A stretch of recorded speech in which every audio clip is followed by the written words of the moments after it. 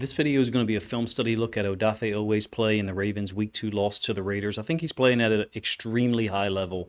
There are two aspects to his game that I want to point out in this video, and so I'm going to use some film from the Chiefs game to kind of prove it or illustrate it across the span of the two games that we've played so far.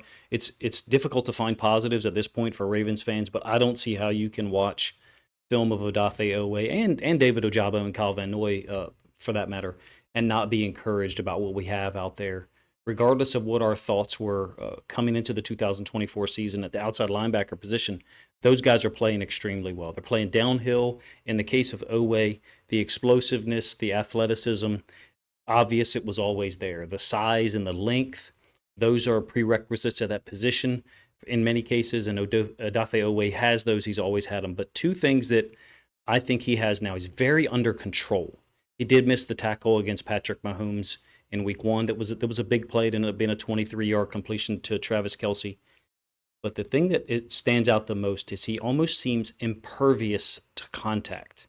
There were times in the past where I thought he got dislodged by blockers. I don't mean pancaked, or I don't mean knocked 3 or 4 yards off the ball, but sometimes contact would dislodge him such that his body wasn't in a good body position, a balanced position to make a play, or if he was, it ended up being a 4, 5, 6 yard gain. To me, from a general standpoint, this year, those plays seem to be 2 yard gains, maybe a 3 yard gain, but oftentimes a tackle at the line of scrimmage. Against the Raiders, to be specific, he had 2.5 sacks, the 1 forced fumble on the first play of the game, 5 tackles, 2 TFLs. I thought he played spectacular.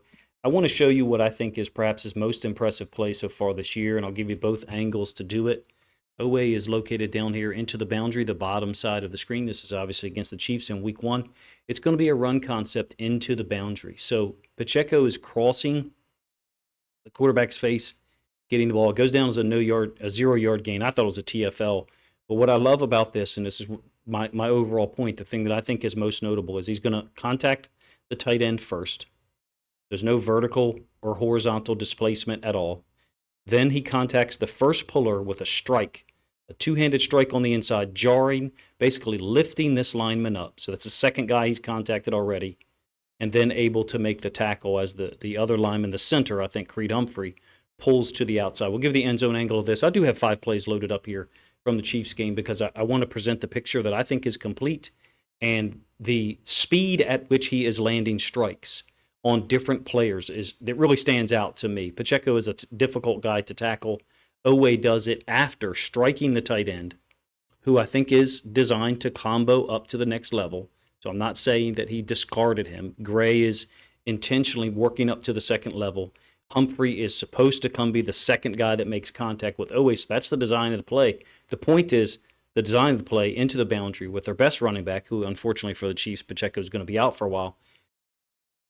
The design of the play was to block Oweh with 2 different players in a staccato or 1-2 punch type timing.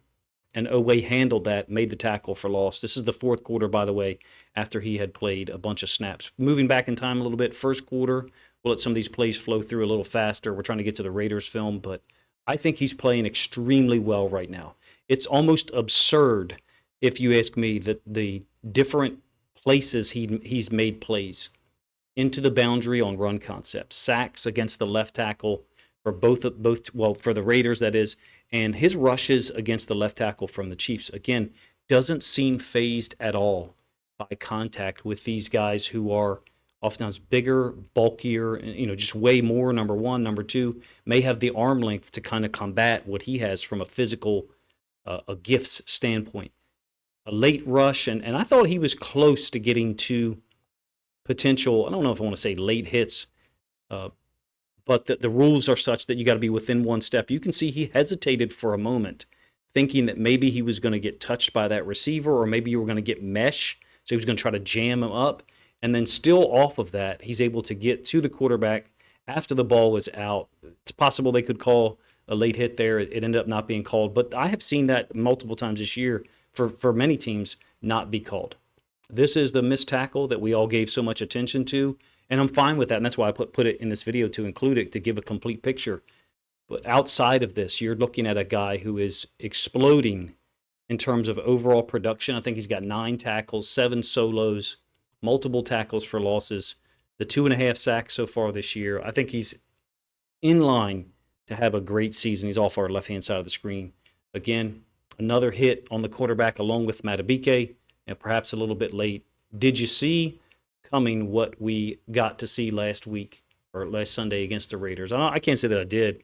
I can't say that I thought we'd get 2.5 sacks, but he was playing well coming into that situation, particularly against the run. This is another tackle, 2-yard gain by Pacheco. He's just impervious to contact to these guys. This is Sua Matea, the left tackle, the starting rookie for the Chiefs, and he just folds inside easily. It just things do not affect him. They do not seem to bother him. It reminds me of Madden or college football when guys get blocked and nothing happens to them. They still make the tackle, and you're like, that wouldn't happen in real life. We have an example here of an actual metahuman where it is. Forced fumble, strip sack, if you will, on the first play of the game against the Raiders. Kind of reminds me a little bit of a sack he had against the Browns in our home loss last year, whereby he wins clean and we force a fumble, and unfortunately we're not able to recover it. This would have been a huge moment because our offense was struggling early on. I believe he lands an inside shot on Colton Miller, and Miller's a very good tackle, at least from my experience. And then there is a miss by Miller also. I think Oweh is really good at deftly changing his surface area to be struck. So meaning like his chest or his upper body, he's ever so slightly changing or altering the angle of his pads and his chest and upper body such that those strikes are kind of sliding off. This is a free rusher, so call it a freebie if you wish. We've seen people miss sacks on this before. We're still first quarter. It's a 3rd and 4, ends up going down as a sack in Oweh's column. Free rusher off the edge. I'll give the end zone angle. The Ravens are faking, deking, like Simpson is going to blitz. So the Raiders are trying to pick up their protection, pick up the blitz with their protection and adjust things. Simpson walks up at the last second. The running back releases outside of Oweh for a moment. I thought that Oweh was going to chip him. Instead, he redirects to the quarterback and just closes. He's not missing these sacks this year. Well, I mean, the one against Mahomes, yeah, that one's a little bit of an unsettled situation, and Mahomes is very slippery and proven to be difficult to sack, particularly after the play has broken down. Oweh is a better athlete, a bigger, stronger human being than many of the quarterbacks that he's assigned to tackle. This is going to be a run concept into the boundary.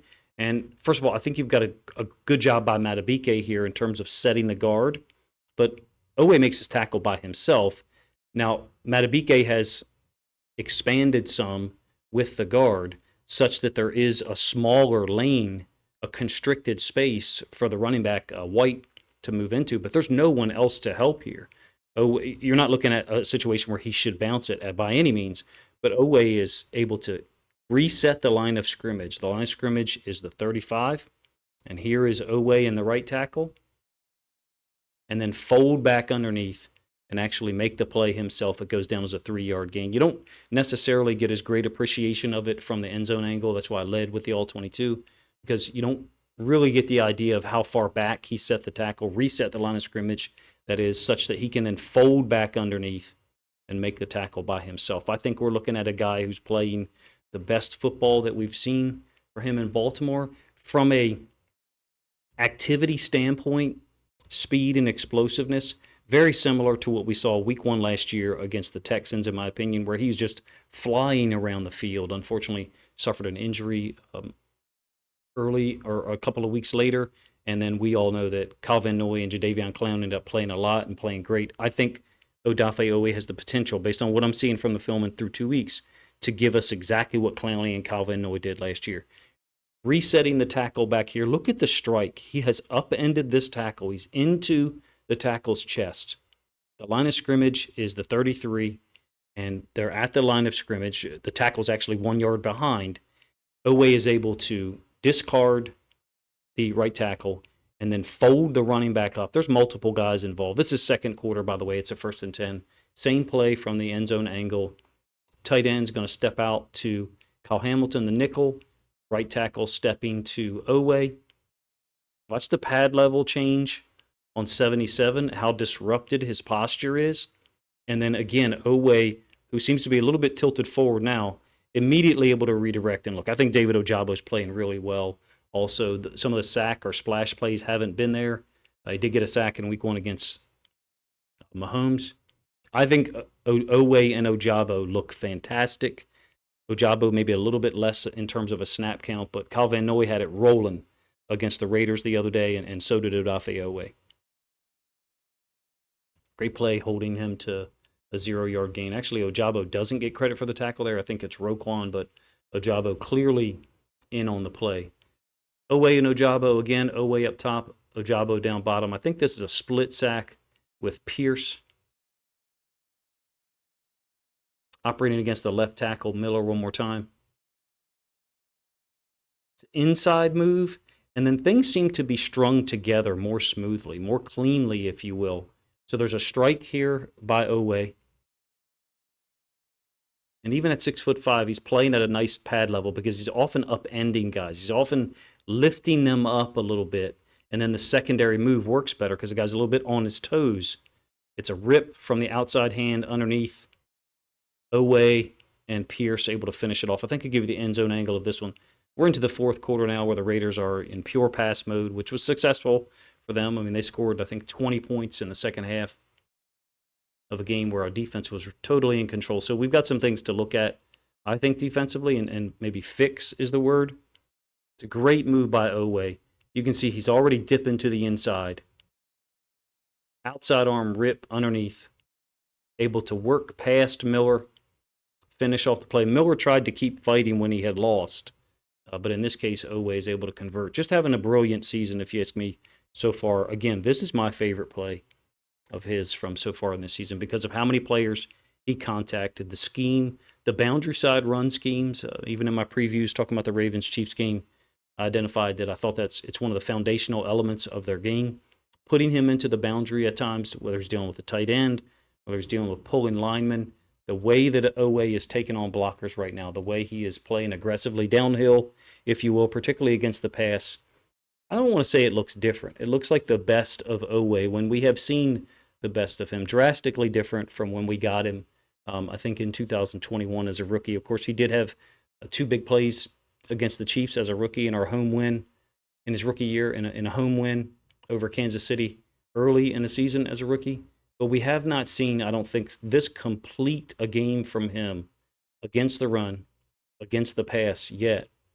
And I think, first of all, it's exciting, despite all the negativity that there is, justifiably so. We're 0-2, and we don't feel like we should be. We've lost 2 close games. One, a game where we're within a toe of either tying or going for 2, which I think is probably pretty much common knowledge at this point that we were going for 2.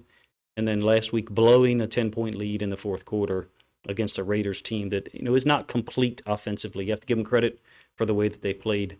I'd like to see the Ravens be a little bit more attack mode at times with our coverages and get after quarterbacks some, particularly ones like Gardner Minshew who aren't going to scramble and reset the line of scrimmage multiple times like Patrick Mahomes is. In any case, you guys let me know what you think of the plays that I chose to illustrate how well Odafe Oweh is playing so far in 2024. It's a small sample size, 2 weeks worth, but significant amount of plays that he's been on the field and a ton of impact, particularly against the run, along with giving us 2.5 sacks last week against the Raiders. I'm super impressed and really excited to see how he finishes up. I don't do projections about total number of sacks and all that stuff. If he keeps playing the way he does, we'll certainly be happy with his impact on the field at the end of the year and his statistical contribution and recognition that he'll probably get. Appreciate you guys' time, man. If you think other Ravens fans would enjoy this film study look at Odafe Oweh through 2 weeks of the 2024 season, then please consider grabbing a link to this video, sharing it out on social media to help this content get more reach.